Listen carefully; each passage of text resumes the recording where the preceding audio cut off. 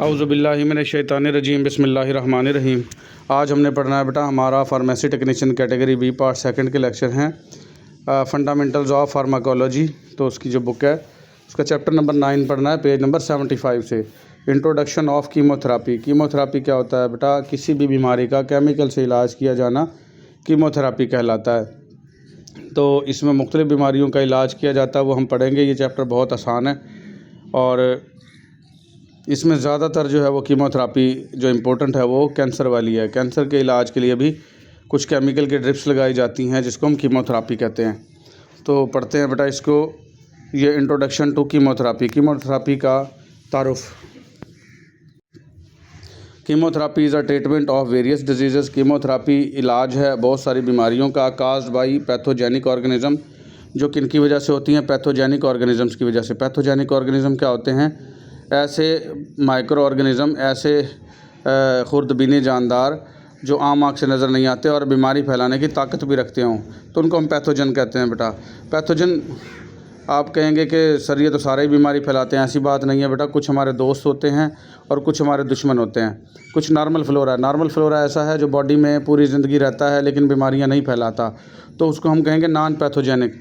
लेकिन पैथोजेनिक उसको कहेंगे जो बीमारियां फैलाता है। तो पैथोजेनिक ऑर्गेनिज़म का इलाज कीमोथेरापी से किया जाता है। और वो पैथोजेनिक में कौन से हो सकते हैं बेटा? बैक्टीरिया हो सकते हैं, फंजाई हो सकती है, वायरसेस हो सकते हैं, प्रोटोजोआ हो सकते हैं, वर्म हो सकते हैं। वर्म कहते हैं कीड़े। पेट में जो कीड़े होते हैं वर्म हैं वो बेटा।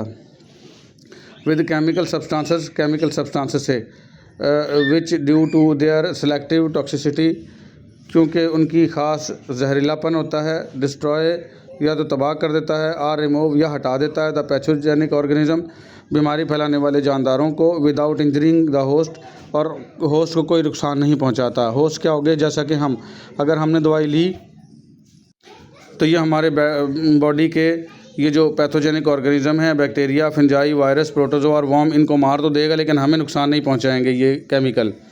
The chemical substances use for this purpose are called chemotherapeutic agents. ठीक है, जो केमिकल इस इलाज के लिए इस्तेमाल होंगे उनको हम कीमोथेराप्यूटिक एजेंट कहते हैं बेटा। तो अब लोगों के जहन में सिर्फ यही था कि सिर्फ ये कैंसर के लिए यूज़ होती है। नहीं बेटा, ये फंजाई, वायरसेस, प्रोटोजोआ, वर्म और बैक्टीरिया के लिए भी कुछ केमिकल इस्तेमाल होते हैं। ड्रग्स, वैसे तो देखा जाए तमाम अद्वियात केमिकल ही होती हैं। ठीक है। Drugs use for the treatment of the neoplastic disease. कुछ अद्वियात ऐसी हैं जो न्यूप्लास्टिक डिजीज़ के लिए इस्तेमाल होती हैं। न्यूप्लास्टिक कहते हैं बेटा कैंसर होता है न्यूप्लास्टिक डिजीज़ बेटा। तो ऐसी अद्वियात को हम एंटी कैंसर कहते हैं। एंटी कैंसर अद्वियात are also including in the chemotherapy, तो वो भी शामिल है कीमोथेरापी में।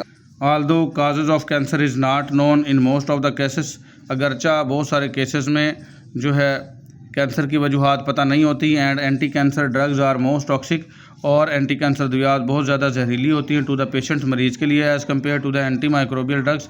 अगर हम उसका मुवाजना एंटी माइक्रोबियल ड्रग से करें, एंटी माइक्रोबियल जो हम एंटीबायोटिक तो खाते हैं बेटा, वो तो इतनी ज़्यादा ख़तरनाक नहीं होती, लेकिन ये जो एंटी कैंसर अद्वियात हैं ये तो इंसान की जिस्म के बहुत सारे सेल्स को जला देती हैं। इंसान दुबला पतला हो जाता है, उसके बाल उड़ जाते हैं, भवें उसकी उड़ जाती हैं, बॉडी के जहाँ जहाँ बाल हैं वो सारे उड़ जाते हैं और बहुत कमज़ोर और लागर होकर रह जाता है इंसान। तो एंटी कैंसर अद्वियात बहुत ज़्यादा जो है वो ख़तरनाक हैं, जहरीली हैं।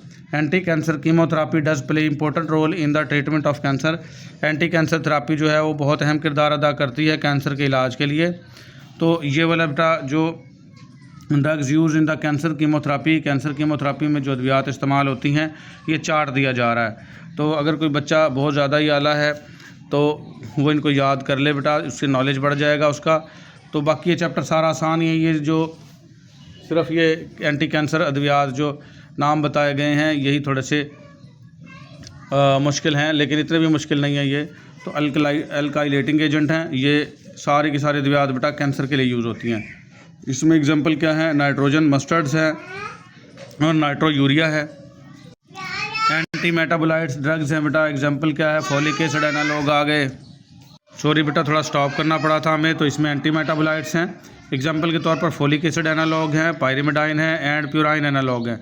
अच्छा, कैंसर होता क्या थोड़ा सा यहाँ समझ लें बेटा। कैंसर जो है ना खुद ब खुद अल्लाह की तरफ से कोई निज़ाम बनता है कि जो सेल है ना वो ग्रोथ होना शुरू हो जाते हैं, ओवर ग्रोथ। ये ऐसा निज़ाम है जैसे कान, अगर एक मिसाल के तौर पे अगर 1 लाख सेल का बना है तो वो 1 लाख सेल ही रहेंगे थ्रू आउट द लाइफ, बस वही सेल नए बनेंगे जिनकी डेथ हो जाएगी। अगर 1000 सेल मरे हैं तो 1000 सेल ही नए बनेंगे। लेकिन कैंसर में ऐसा होता है कि जो मिकदार सेल्स की मौजूद है 1000, तो उससे बढ़ना शुरू हो जाएंगे खामखा, और वहाँ गिल्टी बनना शुरू हो जाएगी, उस गिल्टी में इन्फेक्शन हो जाएगा और वो कैंसर बन जाता है। वो ऐसी ग्रोथ होती है कि जो अनकंट्रोल्ड होती है। जो हमारे जो बॉडी का एक निज़ाम है अल्लाह ने बना रखा है कि कंट्रोल्ड रहती है सेल की ग्रोथ, तो ये अनकंट्रोल्ड सेल ग्रोथ होती है कैंसर जो है। तो उसको ख़त्म करने के लिए ये कीमोथेरेपी की जाती है, और कीमोथेरेपी उन सेल्स को मारने के साथ साथ बॉडी के और बहुत सारे सेल्स को भी डिस्ट्रॉय कर देती है, जिससे इंसान बहुत ज़्यादा लागर और कमज़ोर हो जाता है, और इवन के बहुत सारे पेशेंट्स की डेथ भी हुई है। लेकिन ये कीमोथेरेपी काफ़ी केसेस में बड़ी कारआमद भी रही है। तो ये सारे के सारे एजेंट जो हैं बेटा वही कैंसर सेल को डिस्ट्रॉय करने के लिए हैं। नेचुरल एजेंट्स हैं कुछ इसमें, विनका अल्कलॉइड है, टैक्सन्स है और टैकान्स हैं, एंटीबायोटिक एंड एंजाइम्स हैं। उसके अंदर एग्जांपल हैं बेटा डेक्टिनोमाइसिन है, जिनोरोबिसिन और एल एस्परजिनेज है। हार्मोन्स एंड एंटागोनिस्ट हैं, इसमें प्रोजेस्टाइन्स हैं, एस्ट्रोजन है, GnRH एंटी एस्ट्रोजन हार्मोन है ये। और मिसलेनियस एजेंट्स हैं इसमें बेटा हाइड्रोक्सी यूरिया है, इम्यूनो मॉड्यूलेटर्स हैं, टायरोसिन काइनेज है inhibitor, tyrosine kinase inhibitor, biological response modifier और मोनोक्लोनल एंटीबॉडीज़ हैं। तो अगर कोई बच्चा ये याद करना चाहे तो कर ले, अदरवाइज़ बेटा ये इतने ज़्यादा इंपॉर्टेंट भी नहीं है। लेकिन आपको पता होना चाहिए कि अगर कोई भी कैंसर का पेशेंट, उसका इलाज चल रहा है, उसकी टैबलेट्स और उसकी जो ड्रिप श्रिप लग रही हैं, तो उसके ऊपर ये एजेंट लिखे हुए हो सकते हैं कि ये फ़लाँ एजेंट हैं और ये कैंसर के लिए ही हैं। उसको कम से कम पता होना चाहिए कि ये कैंसर का इलाज चल रहा है। कैंसर के बहुत सारे मरीज़ों को बताया नहीं जाता कि इनको कैंसर है। कोशिश करें आप भी ना बताएं, लेकिन आपको कम से कम पता तो होगा ना पढ़ के कि ये कैंसर का इलाज हो रहा है इसका। तो ड्रग्स यूज़ इन कीमोथेरेपी में कौन कौन सी अद्वियात होती हैं बेटा? ये 8 अद्वियात हैं, ये आसान सी हैं बिल्कुल। अगला सारा का सारा आसान है, यहीं तक था थोड़ा सा बस। एंटी बैक्टीरियल ड्रग्स हैं, बैक्टीरिया को मारने वाली एंटीवायरल ड्रग्स हैं। वायरस को मारने वाली एंटी प्रोटोजोल ड्रग्स हैं। प्रोटोजोआ को मारने वाली एंटी हिलमेंटिक्स हैं।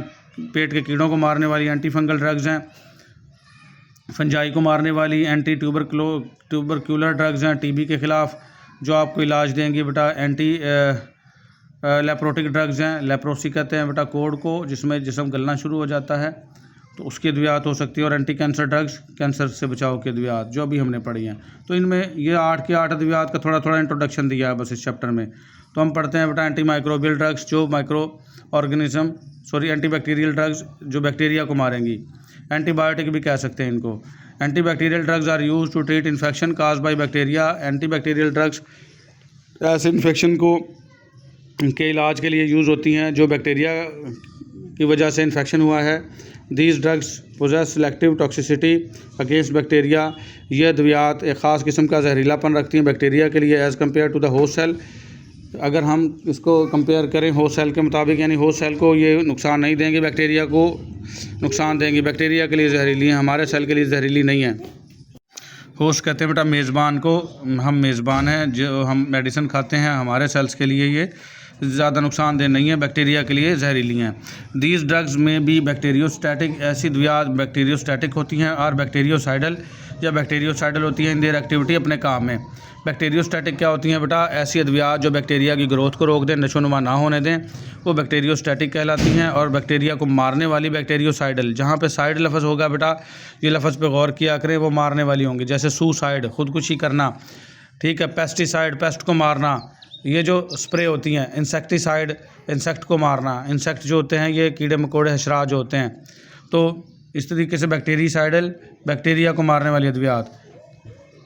तो ये अपने काम में बेटा बैक्टीरियोस्टैटिक है और बैक्टीरियोसाइडल हैं। फिर आ जाएंगे बेटा एंटीवायरल ड्रग्स। एंटीवायरस ड्रग्स जो है वो इतनी ज़्यादा नहीं है, क्योंकि वायरस के बाहर जो है बेटा सेल वाल और सेल मेम्ब्रेन नहीं होती, तो इसलिए बहुत सारी अद्वियात ऐसी हैं जो इस पर असर भी नहीं करती। Antiviral drugs are use to treat infection cause by virus. ये आम सी बात है बेटा, एंटीवायरल ड्रग्स जो है वो उन इन्फेक्शंस के इलाज के लिए इस्तेमाल होती हैं जो वायरस पैदा करते हैं। Viruses do not contain cell wall and cell membrane, viruses की ना तो सेल वॉल होती है ना सेल मेम्ब्रेन होती है। And its replication depend on the metabolic process of the host cell, और इसकी जो तादाद में इजाफा है वो किस पर डिपेंड करता है, जो होस्ट है जैसा कि हमारे सेल हैं उनका जो मेटाबॉलिक प्रोसेस है उस पर डिपेंड करता है। यानी ये हमारे सेल के अंदर एंट्री ले लेता है बेटा, हमारी मेटाबॉलिक मशीनरी का इस्तेमाल करता है एनर्जी हासिल करने के लिए और अपनी नस्ल बढ़ाना शुरू कर देता है। इसका खुद का कुछ भी नहीं है, इसे खुद के बाहर एक प्रोटीन का खौल है अल्लाह पाक ने बनाया और अंदर इसके डीएनए होता है या आरएनए होता है। Therefore they are not affected by anti microbial agent, तो यही वजह है कि ये किसी भी एंटी माइक्रोबियल एजेंट से मुतासर नहीं होते, यानी ये मरते नहीं हैं। क्यों बेटा? क्योंकि इनके बाहर जो है अल्लाह पाक ने सिर्फ़ और सिर्फ क्या दिया है, एक प्रोटीन का खौल दिया है और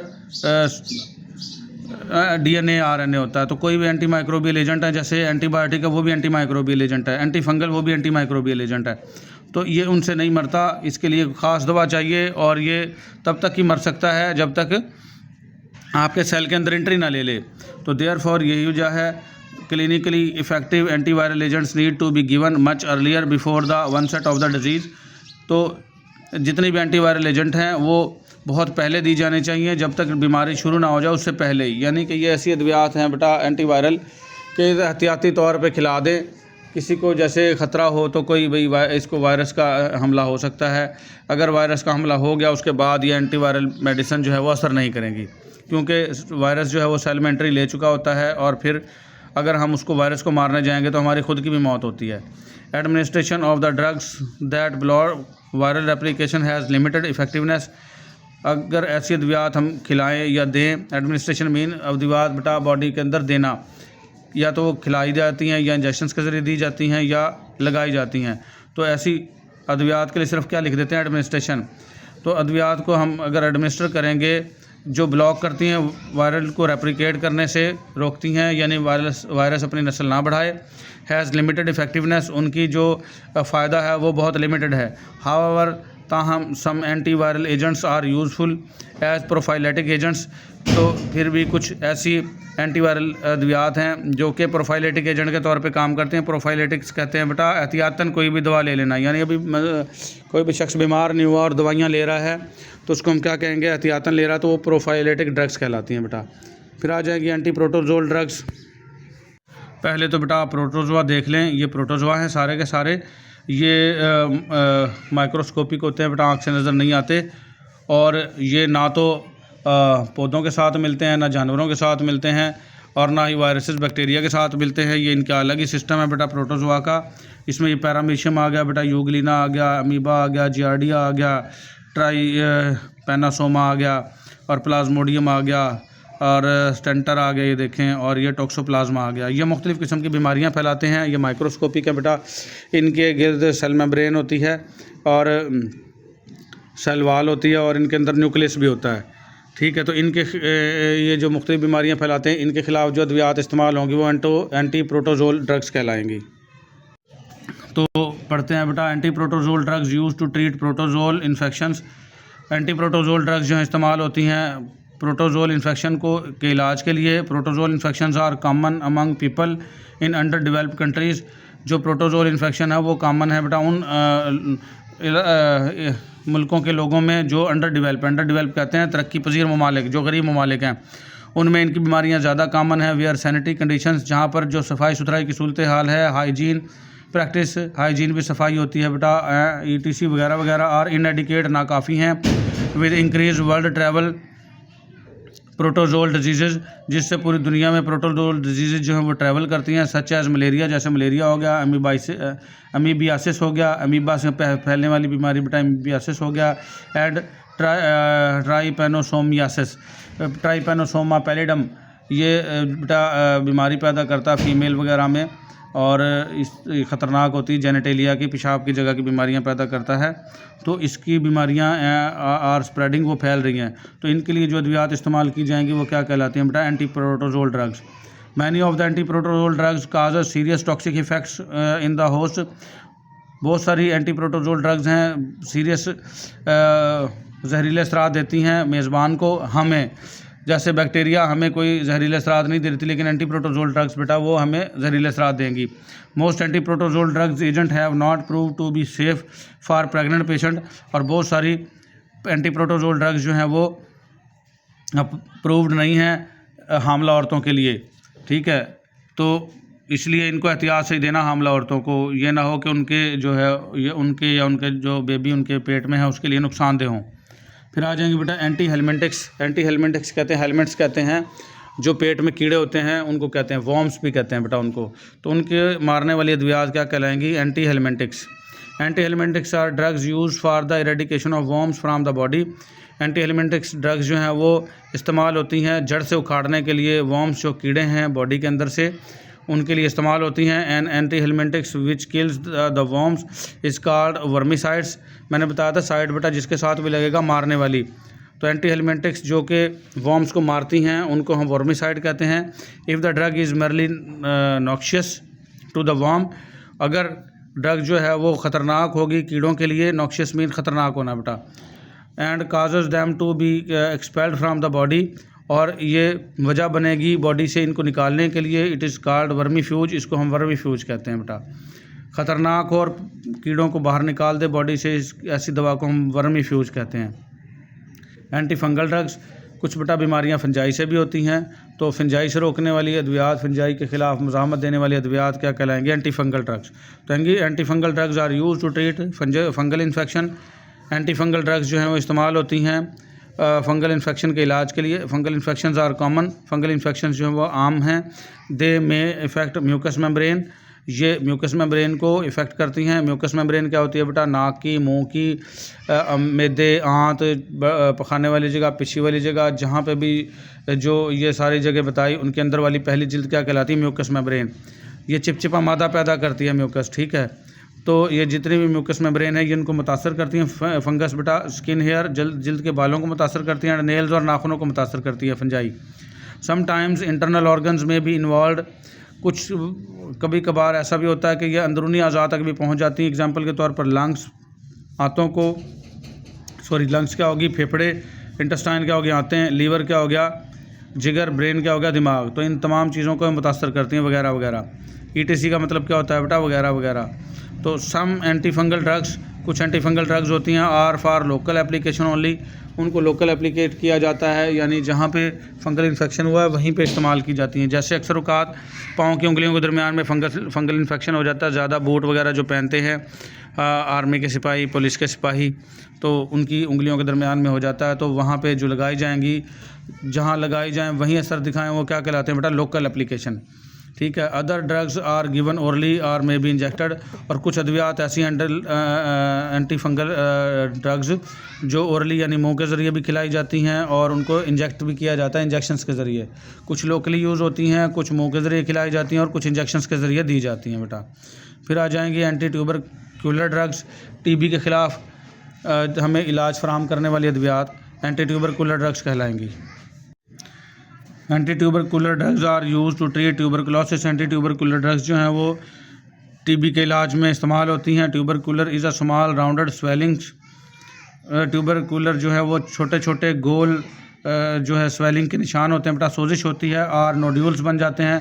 गोल गोल जो निशान बनेंगे उनको नोड्यूल्स कहेंगे बेटा, ठीक है। Tubercular is an infectious disease, tubercular जो है वो इन्फेक्शन वाली बीमारी है, काज बाय द बैसिलस, और ये एक बैसिलस बैक्टीरिया है बेटा। बैसिलस कहते हैं रॉड शेप बैक्टीरिया, इसका नाम होता है माइकोबैक्टीरियम ट्यूबरकुलोसिस, ठीक है। और इसकी शक्ल क्या है? बैसिलस।